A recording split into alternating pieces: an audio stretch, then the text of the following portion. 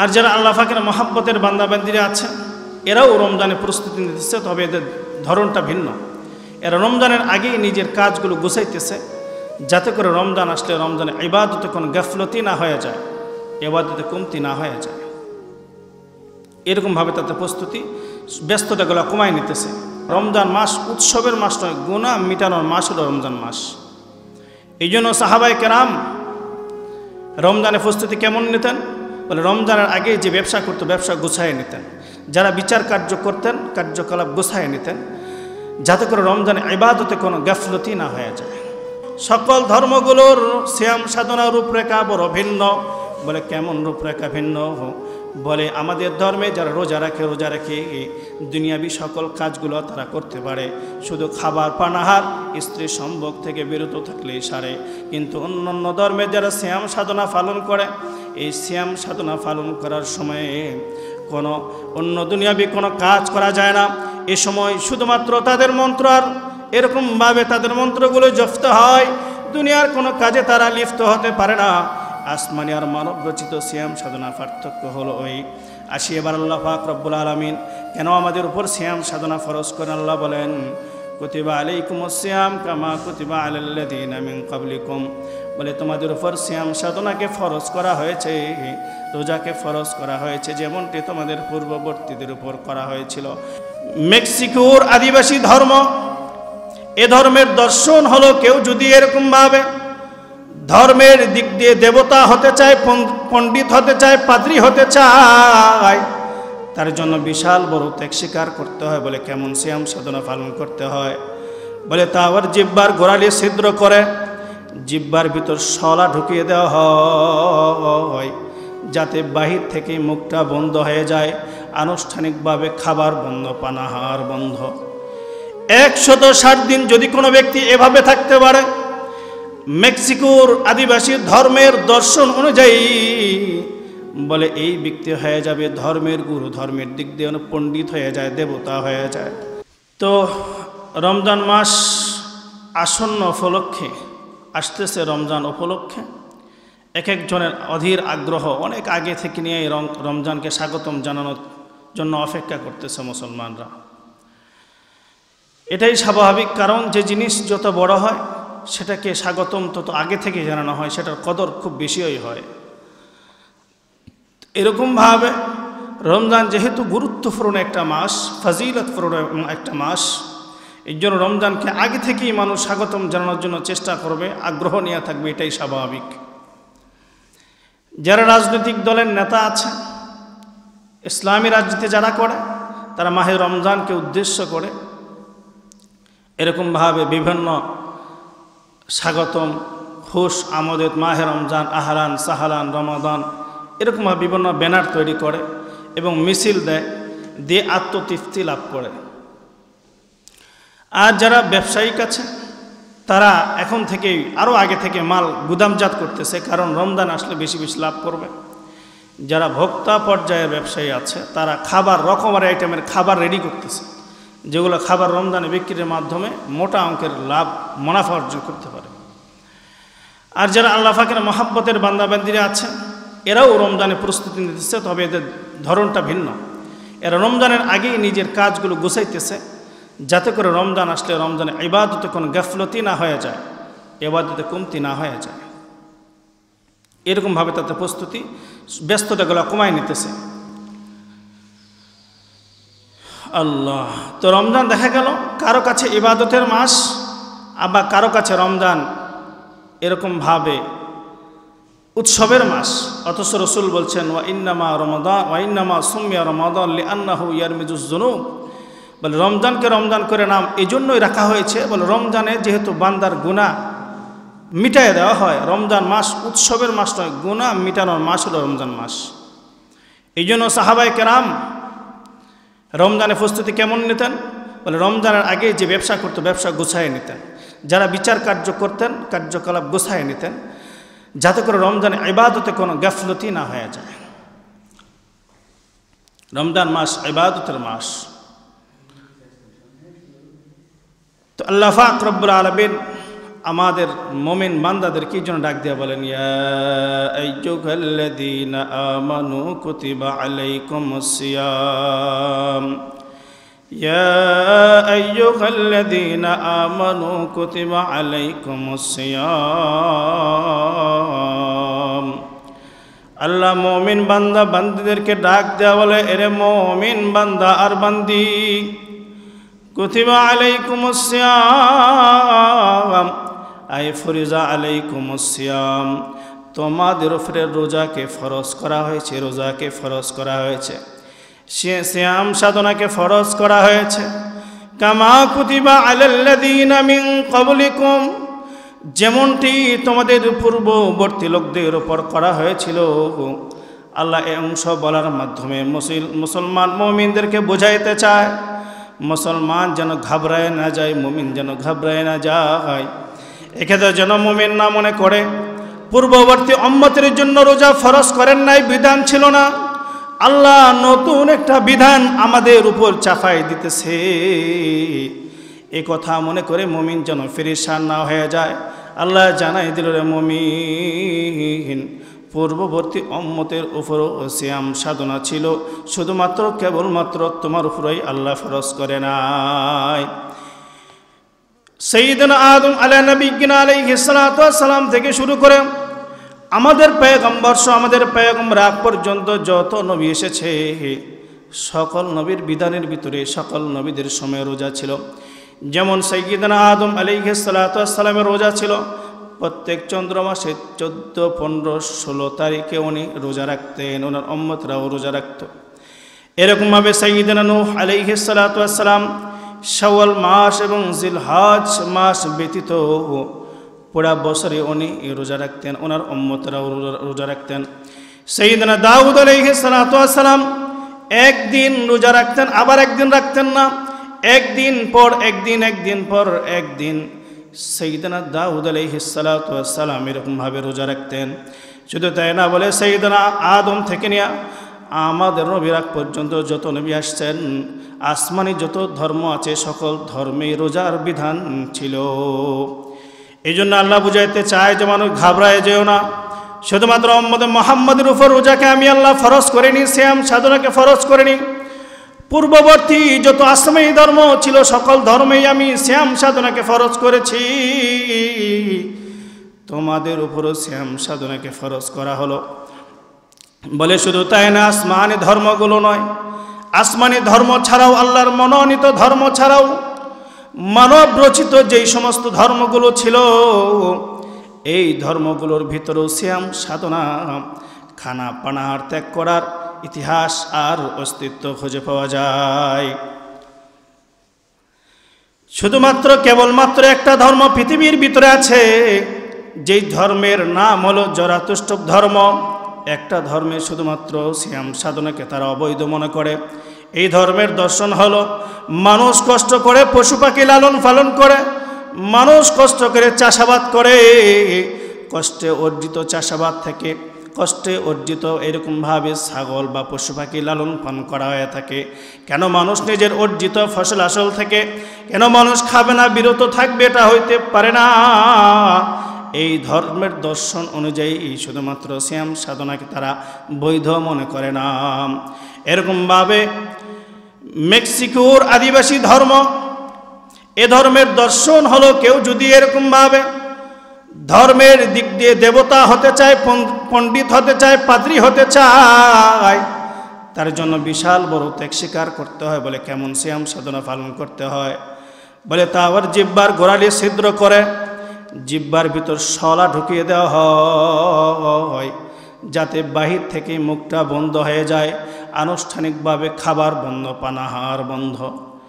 160 দিন যদি কোনো ব্যক্তি এভাবে থাকতে পারে, মেক্সিকোর আদিবাসী ধর্মের দর্শন অনুযায়ী বলে এই ব্যক্তি হয়ে যাবে ধর্মের গুরু, ধর্মের দিক দিয়ে পণ্ডিত হয়ে যায়, দেবতা হয়ে যায়। আর যদি কেউ 160 দিনের আগে এই শলাটে খুলে ফেলে আবার খাবার খায়, বলে আবার নতুন করে 160 দিন তাকে সাধনা করতে হবে। এটা হলো মানব রচিত ধর্মের কথা। বলে এ ধর্মের যদি যারা সাধারণ মানুষ, আর সাধারণ মানুষ এদের সিয়াম সাধনা ছিল সূর্যাস্ত হয়ে গেছে তো খাবার বন্ধ হবে, সকাল হবে তো খাবার খাবে। সকাল যখন হবে, সকালে যদি পরিষ্কার সূর্য উদিত হয়, আকাশে যদি কোনো মেঘ না থাকে, পরিষ্কার যদি মেঘ সূর্য উদিত হয়, তাহলে সে খেতে পারবে, না হলে খেতে পারবে না। দেখা গেছে সকাল হয়েছে ঠিক আছে, কিন্তু আকাশে মেঘ আছে, মেঘ ভালো করে সূর্য দেখা যায় না, বলে আজকে আর ইফতার করতে পারবে না, কোনো কিছু খেতে পারবে না। পরের দিন সকালের জন্য অপেক্ষা করবে। পরের দিন সকাল হয়ে গেল, সূর্য উদিত হলো, কিন্তু দেখা গেল আসমান পরিষ্কার নয়, বলে আজকেও সে কিছু খাইতে পারবে না। এভাবে 1 দিন 2 দিন 3 দিন 4 দিন 1 সপ্তাহ 10 দিন 1 মাস 2 মাসও যদি চলিয়া যায়, আর যদি সূর্য পরিষ্কারভাবে উদিত না হয়, তাহলে সে কোনো কিছু খাইতে পারবে না। আর ভারত বিশ্ববিদ্যালয়ের ধর্মমত এর দর্শনের চেয়ারম্যান বলে হিন্দু ধর্ম যে আছে, বলে হিন্দু ধর্মে বিভিন্ন পর্বতমালা পার্বণ উপলক্ষে, পূজা পর্বত উপলক্ষে বলে 24টার মতো তাদেরকে শ্যাম সাধনা উপবাস পালন করতে হয়। বলে এরকমভাবে বৌদ্ধ ধর্ম যে আছে, বৌদ্ধ ধর্মের উদ্ভাবক বৌদ্ধদেব যাকে বলা হয়, সে লাগাতার 6 বছর শ্যাম সাধনা পালন করেছে, বড় বড় সাধনা করেছে এই বৌদ্ধদেব। বলে বছরের অধিকাংশ সময় সে না খাইয়ে থাকার চেষ্টা করে, না খাইয়ে পার করে দেয়। কেউ কেউ বলেন তার চলাফেরা, তার আখলাক দেখে মনে হয় সে হয়তো নবী, যদিও কোরআনে কারিমে 25 জন নবীর কথা আল্লাহ উল্লেখ করেছেন, এছাড়াও বহু নবী আল্লাহ দুনিয়ায় পাঠিয়েছেন। তবে গ্রহণযোগ্য কথা হলো বৌদ্ধদেব নবী ছিল না, কিন্তু তার চলাগুলা অনেক ত্যাগ ছিল। কারণ বৌদ্ধদেব একজন রাজার ছেলে হওয়ার পর রাজপ্রাসাদ ত্যাগ করে জঙ্গলে এসে সে তার রব যাকে মনে করত, তার ইবাদত করত, আত্মত্যাগী ছিল। আর ভারত উপমহাদেশের ভিতরে একটা ধর্ম আছে যার নাম হলো জৈন ধর্ম।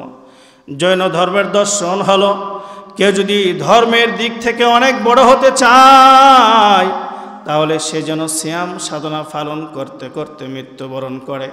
বলে কেউ যদি শ্যাম সাধনা পালন করতে করতে মৃত্যুবরণ করতে পারে, তাহলে সে ধর্মের দিক দিয়ে অনেক বড় হয়ে যায়। কিন্তু অন্যান্য ধর্মগুরু যারা আছে তারা সমালোচনা করে বলে যে ধর্ম মানুষকে মৃত্যুর দিকে ঠেলে দেয়, এটা কোনো ধর্ম হতে পারে না। বলে কোনো ধর্ম যে রোজা রাখতে রাখতে শ্যাম সাধনা পালন করতে করতে মৃত্যুবরণ করতে হবে, তারপরে ধর্মের দিক দিয়ে বড় হতে পারে, এমন যে ধর্মের দর্শন, এটা কোনো ধর্ম হতে পারে না। তাহলে আমরা বুঝলাম মানব রচিত যত ধর্ম আছে, মানব রচিত এই ধর্মগুলোর ভিতরে কোনো ধর্মের দর্শন দেখা গেল ধর্মের দিক থেকে পণ্ডিত হতে হলে এরকমভাবে 160 দিন কোনো খাবার খাওয়া যাবে না। আবার ধর্মের সাধারণ জনগণ হলেও সন্ধ্যা থেকে সকাল পর্যন্ত অনাহারে থাকতে হবে, সকালে সুন্দরভাবে সূর্য উদিত না হলে খাবার খেতে পারবে না। আবার এরকমভাবে কোনো ধর্মের দর্শন পাওয়া গেল এমন যে ধর্মতে রোজা রাখতে রাখতে শ্যাম সাধনা পালন করতে করতে যদি দেয়। আবার আমাদের রোজা, আমাদের শ্যাম সাধনা আর অন্যান্য মানব রচিত যত ধর্ম ছিল, সকল ধর্মগুলোর শ্যাম সাধনার রূপরেখা বড় ভিন্ন। বলে কেমন রূপরেখা ভিন্ন?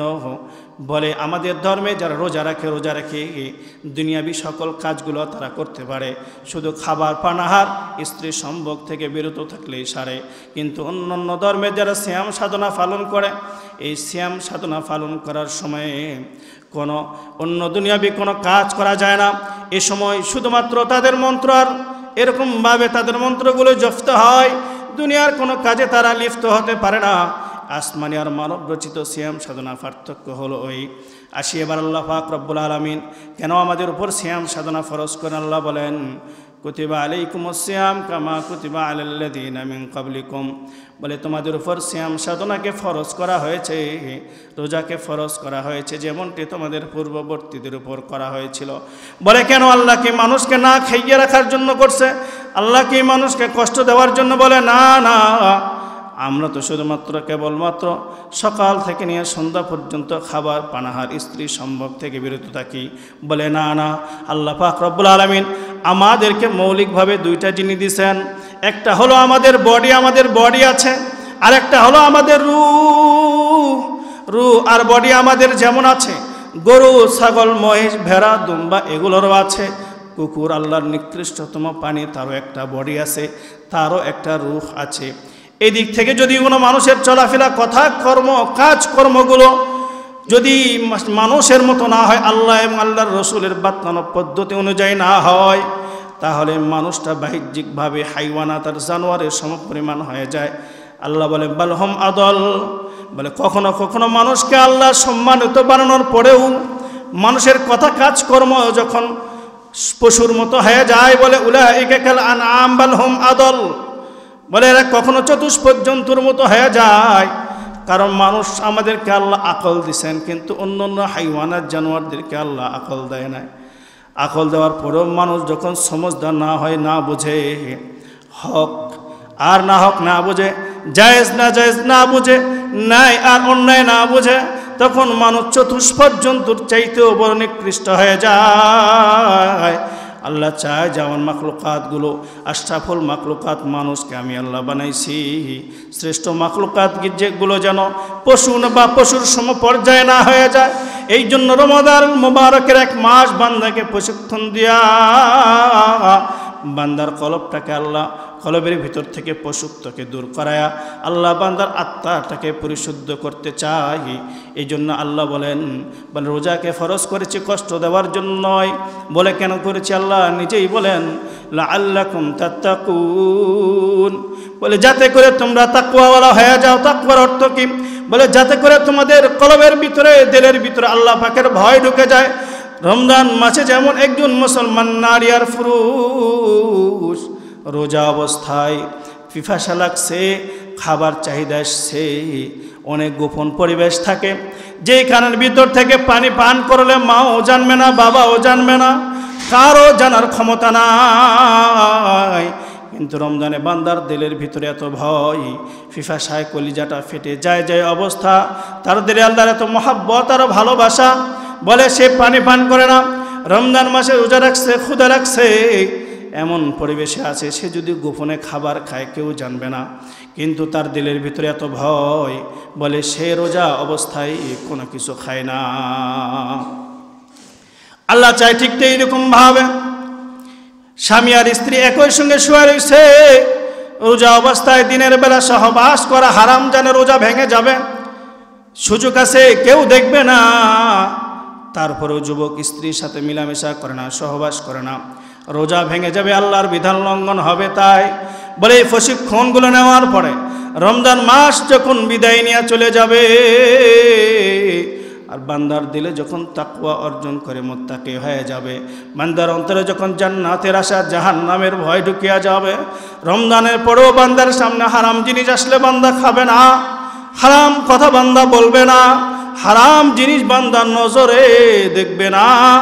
এই জন্যই আল্লাহ বলেন লাআল্লাকুম তাত্তাকুন, আমি আল্লাহ সিয়াম সাধনাকে ফরজ করেছি এই জন্যই যে আমার বান্দারা অবশ্যই তাকওয়া অর্জন করতে পারবে।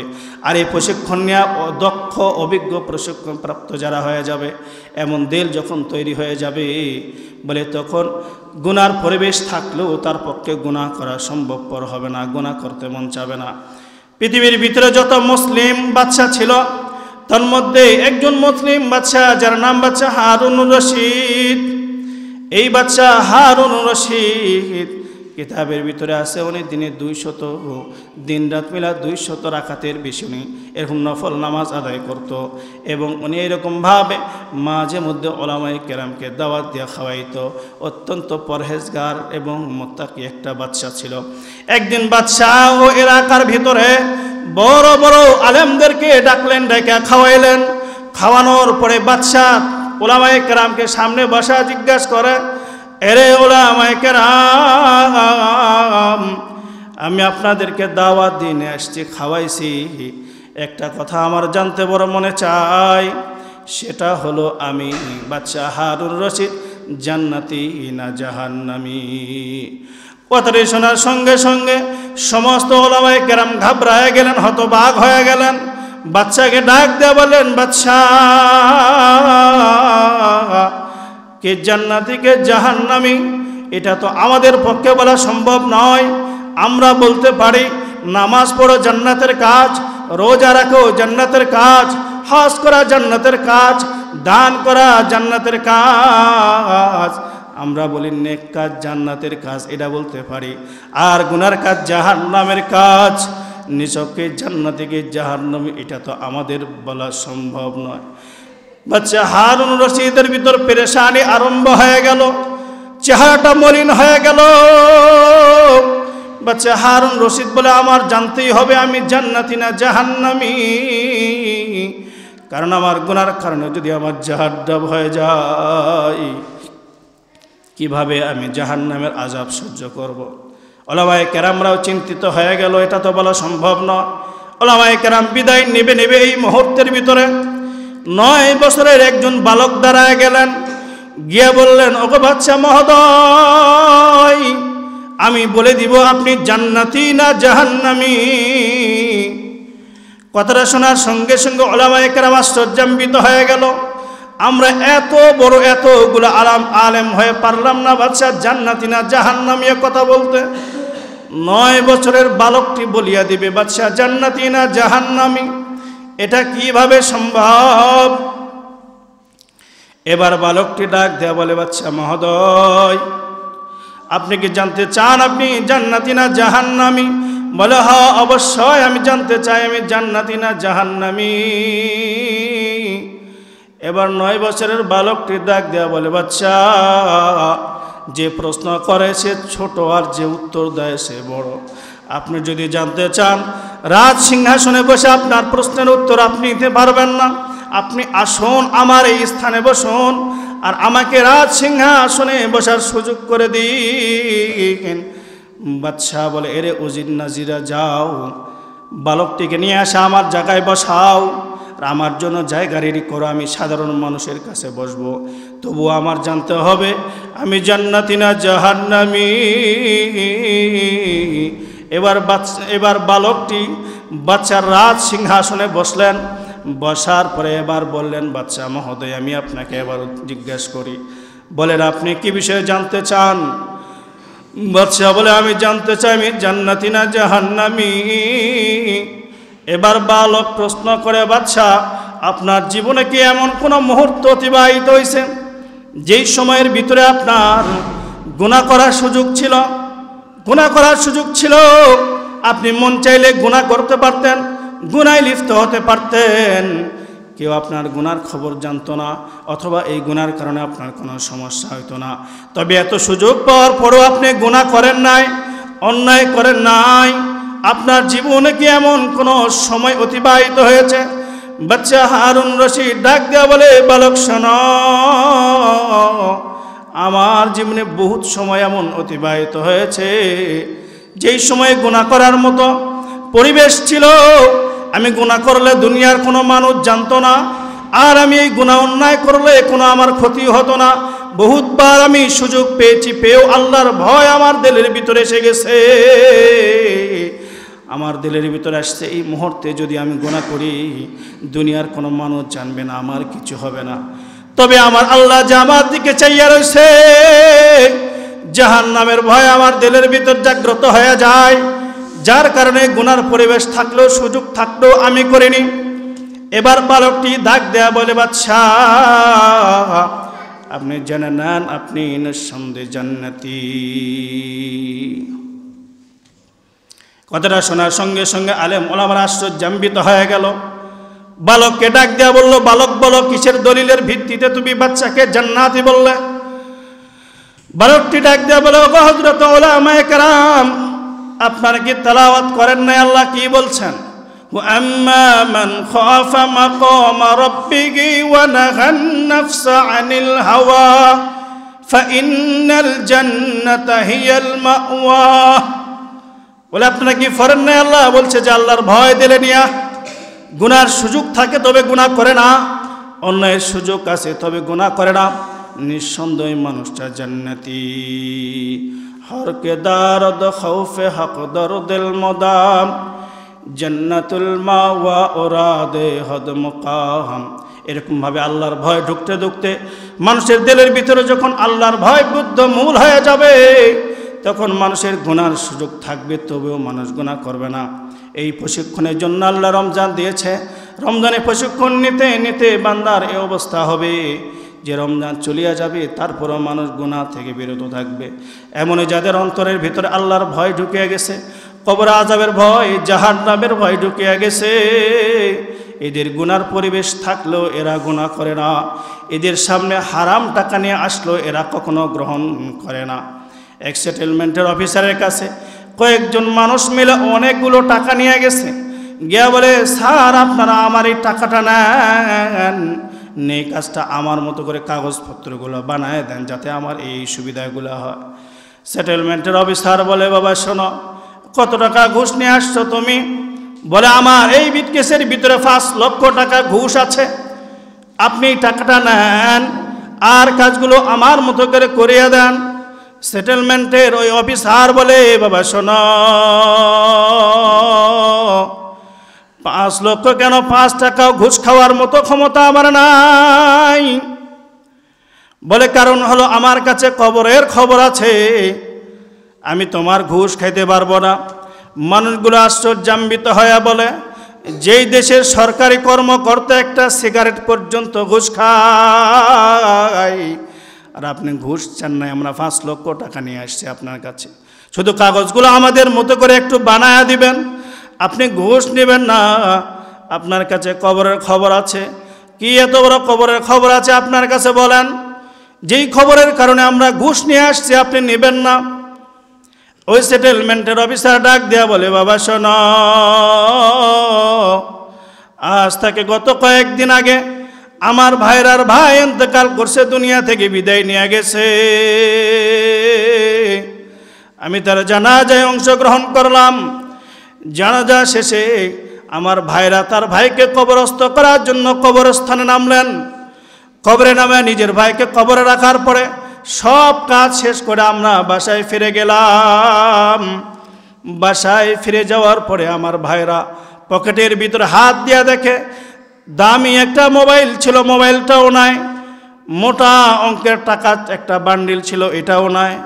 অনেক চিন্তা ভাবনার পরে স্মরণ হলো, উনি যখন ওনার ভাইকে কবরস্থ করার জন্য কবরে নেমেছিল, হয়তো বা ওখানেই এই মোটা অঙ্কের টাকার দামি মোবাইলটা কবরের ভিতরে পড়ে গেছে। আমরা এখন চিন্তা করলাম কি করার। এক পর্যায়ে চিন্তা করার পরে পরামর্শ সাপেক্ষে সিদ্ধান্ত হলো, চলো যাই। এর সিদ্ধান্ত মসজিদের ইমাম সাহেব ছাড়া কেউ দিতে পারবে না। আমরা সকলে মিলে মসজিদে গেলাম, গিয়া খতিব সাহেবকে জিজ্ঞাসা করলাম, খতিব সাহেব, আধা ঘন্টা 40 মিনিট আগে আমি আমার ভাইকে কবরস্থ করেছি। কবরস্থ করতে গিয়া কবরের ভিতর দামি একটা মোবাইল, মোটা অঙ্কের টাকা পড়ে গেছে। এখন কি কবর খনন করে আমি আমার দামি মোবাইল আর মোটা অঙ্কের টাকাটা উঠাই নিয়ে আসতে পারবো? খতিব সাহেব ফতোয়া দিয়ে দিলেন, আধা ঘন্টা 40 মিনিট আগে আপনি যেহেতু আপনার ভাইকে কবরস্থ করেছেন, এখনো লাশটা ফলেও নাই, ফাটেও নাই, অল্প একটু কবর খনন করে আপনি আপনার মূল্যবান সম্পদ উঠাই নিয়ে আসতে পারবেন, কোনো সমস্যা নাই। বলে, আমি এবং আমার ভাইরা এবং যারা কবর খনন করেছিল এদেরকে নিয়ে কবরস্থানে 500 পর্যন্ত গেলাম। গিয়া ওই কবর খননকারীরা অল্প একটু কবর থেকে মাটি সরায় ফেললো, এরপরে বাঁশ সরায় ফেললো। আমি একটু কবর থেকে দূরে গিয়ে দাঁড়ায়ছিলাম। এবার যখন কবরে অল্প একটু ছিদ্র দেয়া, আমার ভাইরা কবরের ভিতর লাইট মারছে, কবরের বিশাল এরিয়া অন্ধকারে ভরা। এই অবস্থা দেখে আমার ভাইরা সঙ্গে সঙ্গে সেল চেয়ার হয়ে গেছে। আমরা দৌড় দিয়ে, ভাইরা আর কথা বলতে পারে না, তার জবান থেকে আর কোনো কথা বের হয় না। আমরা অনেক চেষ্টা করলাম, কোনো কথা বলতে পারে না। একদিন যায়, 2 দিন যায়, কয়েকদিন পরে তার জবানের কথা ফিরে আসলো, হুশ ফিরে আসলো। এবার থেকে জিজ্ঞাসা করলাম, ভাইরা আপনি সুস্থ সবল মানুষ, কবরের পাশ পর্যন্ত গেলেন, কি ভাই এমন হলো কবরে লাইট মারার সঙ্গে সঙ্গে আপনি বেহুশ হয়ে গেলেন? আজকে কয়েকদিন যে আপনার কোনো হুশ ফিরে আসে না। এবার আমার ভাইরা আমাকে বলে, ভাইরা শোনো, কবরে যখন আমি লাইট মারছি কিছুক্ষণ আগেই তো আমি আমার ভাইরাকে কবরস্থ করেছি, তখন কবরের হালাত ছিল একরকম। এবার যখন আমি কবরে লাইট মারছি, দেখি কবরের বিশাল বড় এরিয়া অন্ধকারে ভরা, আর এইখানের ভিতরে আমার ভাইয়ের গোশতগুলো খণ্ড খণ্ড করে রাখা হয়েছে। আর বিষাক্ত বিষগর অজগর সাপ আমার ভাইয়ের গোশতগুলো, আমার ভাইয়ের গোশতগুলো কর্মর কর্মর করে চিবাইতে আসে আর খাইতে আসে। এটা দেখার পরে আমি সেলস হারায় ফেলছি। এরপরে কি হয়েছে আমি বলতে পারি না। ওই সেটেলমেন্টের অফিসার বলে, আমার ভাইরার ভাই কষায়ের ব্যবসা করত, সে মানুষকে ওজনে কম দিয়া ঠকাইতো। সেখান থেকে আমার শিক্ষা হয়ে গেছে, বাকি হায়াতে জিন্দিগিতে যতদিন বেঁচে আছি কখনো হারাম খাবো না। কারণ আমি যদি হারাম খেয়ে কবরে যাই তো আমার কবরও এরকম শাস্তি দেওয়া হবে। আমি আল্লাহর দেওয়া এই আযাব সহ্য করতে পারবো না। এই জন্য আপনারা টাকা নিয়ে আসছেন, টাকা নিয়ে চলে যান, আমার পক্ষে হারাম খাওয়া সম্ভবপর হবে না। বন্ধুরা আমার, কোনো মাইয়তকে যখন কবরস্থ করা হয়, ওই মানুষটা বড় অসহায় হয়ে যায়, অসহায় হয়ে যায়। কত বড় অসহায় হয়ে যায়, সরকার দু আলম নবী বলেন, কোনো মাইয়তকে কবরস্থ করিয়া মানুষ যখন চলে আসে, বলে মাইয়াটা বড় অসহায় হয়ে যায়। কেমন অসহায় হয়ে যায়? সরকার দু আলম উদাহরণ দেয়া বলে, দুনিয়ার মানুষ শোনো, ছোট্ট একটা ডিঙ্গি নৌকা নিয়ে কেউ যদি সমুদ্রে নামিয়া পড়ে, আর এই অবস্থার ভিতরে যখন বজ্রপাত আরম্ভ হয়ে যায়, সমুদ্রেও যখন তরঙ্গ আরম্ভ হয়ে যায়, বিশালে সমুদ্রের মধ্যবর্তী জায়গাতে এই মানুষটার গোশত যদি অজগর সাপ কামড়ায় কামড়ায় খাইতে থাকে, আরে লোকটা যদি বাঁচাও বাঁচাও বলিয়া আওয়াজ দেয়, বাঁচানেওয়ালা কেউ নাই। সে বাঁচাও বাঁচাও বলিয়া কলিজা ফাটিয়া ফেললেও কেউ নাই যে তাকে সমুদ্রের মাঝবর্তী জায়গাতে গিয়া বাঁচাবে। এই মানুষটা বড় অসহায়। বলে তার চাইতে বড় অসহায় হলো এই ব্যক্তি যাকে কবরস্থ করে তার নিকটতম আত্মীয় স্বজনগুলো কবরস্থান থেকে চলে আসছে। এই জন্য বন্ধুরা আমার, কবর বড় ভয়াবহ জায়গা। কবরে যে মাইয়তকে রাখা হয় সে বড় অসহায়। এই জন্য তো অনেক সময় দেখা যায় কবরে যখন আযাব আরম্ভ হয়ে যায়, কবরের পাশে বেঁধে রাখা ছাগলগুলো গরুগুলো চোখ থেকে অশ্রু ঝরতে থাকে। কারণ আমরা অনুভব না করতে পারলেও ওই হাইওয়ানাত জানোয়ারগুলো অনুভব করতে পারে যে কবরের ভিতরে এই আযাব হচ্ছে। এই জন্য কখনো কখনো শোনা যায় অমুক কবরে আগুন জ্বলতেছে, আগুনের ধোঁয়া বের হচ্ছে। এই বন্ধুরা আমার, এরকম বহু নজরিয়া আমাদের সামনে আছে। এই জন্য আমি আপনাদের হাতে ধরে পায়ে পড়ে বলতে চাই, আল্লাহ রমজান মুবারকের রোজা ফরজ করছেন, দোস্তরা আমার, আমাদেরকে কষ্ট দেওয়া নয়। আল্লাহ বলেন আল্লাকুম তাত্তাকুন, বান্দারা যেন তাকওয়াওয়ালা হয়ে যায়, বান্দাদের যেন কবর আযাবের ভয় ঢুকে যায়, বান্দার আযাবে যেন মৃত্যুর ভয় ঢুকে যায়, বান্দার কলবে যেন আল্লাহর ভয় ঢুকে যায়। কিভাবে? আমার মৃত্যু যন্ত্রণা কতই না ভয়াবহ, আমার কবরে আযাব কতই না ভয়াবহ হবে, হাসরের ময়দানে ভয়াবহতা কতই না কঠিন হবে। আমি তো এটা সহ্য করতে পারবো না। জাহান্নামের আযাব বড় ভয়াবহ হবে, আমি তো এটা সহ্য করতে পারবো না। এই ভয়গুলো যেন মুমিন তার দিলের ভিতর ঢুকায় ঢুকায় ইবাদত করে। এই জন্য আল্লাহ একটা মাস প্রশিক্ষণের মাস দিয়ে দেয়। রমজান মাসে বান্দা তাকওয়া অর্জন করে। খাবার হালাল, তবে সুবে সাদেক থেকে নিয়ে সূর্য পর্যন্তের জন্য মুসলমানের জন্য হারাম হয়ে যায়। স্ত্রী, আপন স্ত্রী মুসলমান, এরকমভাবে আপন স্ত্রী নিজের জন্য হালাল, তবে সুবে সাদেক থেকে নিয়ে সূর্যাস্ত পর্যন্ত হারাম হয়ে যায়। মুমিনের সামনে খাবার আছে খায় না, পানাহারের জিনিস আছে খায় না। খাইলে কেউ দেখবে না, কারণ তার দিলের ভিতরে আল্লাহর ভয় ঢুকে গেছে। নিরিবিলি নিরাপদ রুমের ভিতরে খাবার খেলে কেউ দেখবে না, কিন্তু মালিক দেখবে। বাকি জীবনটা যেন এই তাকওয়া অর্জন করে নিয়ে মুমিন চলতে পারে। এই জন্য রমজান মুবারক মাস তাকওয়ার প্রশিক্ষণের মাস। যারা এই মাসের ভিতর বেশি বেশি বেশি বেশি প্রশিক্ষণ নিতে পারবে তারা বেশি তাকওয়াওয়ালা হয়ে যাবে, তাকওয়াওয়ালা হয়ে যাবে। আর যখন কোনো মানুষ তাকওয়াওয়ালা হয়ে যাবে, তার কাছে কোরআন তেলাওয়াতে মজা লাগবে, তার কাছে লম্বা তেলাওয়াতে মজা লাগবে। কেউ বা দেখবেন সূরা তারাবি 8 রাকাতের বেশি পড়তে পারে না, ভালো লাগে না। কেউ বা দেখে খতমে তারাবি লম্বা তেলাওয়াত লম্বা তেলাওয়াতে তার কাছে ভালো লাগে, কারণ তার দিলের ভিতরে আল্লাহর মহাব্বত, তার দিলের ভিতরে আল্লাহর ভয়। এই জন্য আল্লাহর কাছে দোয়া করে, আল্লাহ তাকওয়া অর্জনের মাস আসতেছে, আল্লাহ এই মাসে যেন আমাদের জিন্দিগির গুনাহগুলো মাফ নিতে পারি। আল্লাহ তাকওয়া অর্জনের মাস আসতেছে, আল্লাহ আপনি সুস্থতার সাথে নেক হায়াত দান করে পুরা রমাদানুল মুবারকটা আল্লাহ ইবাদতে কাটানোর তৌফিক দান করেন। এই জন্য এখন থেকেই ব্যস্ততা কমায়া আল্লাহর ইবাদতের সময় বাড়ানোর জন্য আল্লাহ কবুল করিয়া নেন। সকলে আমিন বলেন, আমিন। রমজান আসতেছে, সুগুলত সাহাবায়ে কেরামের যেমন কর্মসূচি ছিল, রমজান আসার আগেই ব্যস্ততা কমায় ফেলতেন, যাতে করে রমজানে ইবাদতে করে সমস্যা না হয়। এরকমভাবে আমরাও ব্যস্ততা কমায় ফেলি, যাতে করে রমজানে ইবাদতেই সমস্যা না হয়। এই জন্য রমজানে চেষ্টা করব কমাস কম রমজানকে উদ্দেশ্য করে খতমে তারাবি যেন আমরা পড়তে পারি, এই চেষ্টাই করব। লম্বা তেলাওয়াত, লম্বা নামাজ যেন পড়তে পারি, এবং পুরা রমাদানুল মুবারকে রোজা তো রাখবই, পাশাপাশি নফল ইবাদতগুলোও যেন আমাদের দ্বারা না ছোটে। আল্লাহ পাক রব্বুল আলামিন কবুল করে নিক।